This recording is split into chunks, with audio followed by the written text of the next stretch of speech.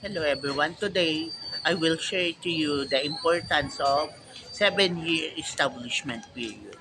Okay, let's go to the biblical reference. Genesis chapter 29 verse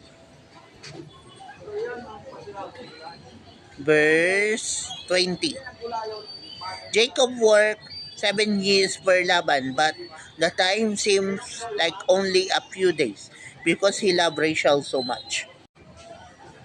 Do you really need 7 years of establishment period prior to your marriage, regardless of whether you are a man or a woman? Okay? Regardless of your faith, whether you are Christian or not, listen, this is a principle. And this is the part one. Why we need the 7-year establishment period prior to marriage. Okay? Listen,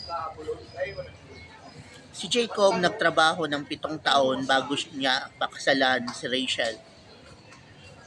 Ganon din sa applicable yun sa lahat. Bago ka mag-asawa, bago ka magpamilya, kailangan maging established ka muna at may establishment period ka at kailangan stable ka sa lahat ng bagay. Sa finances and everything. Part 2 na to.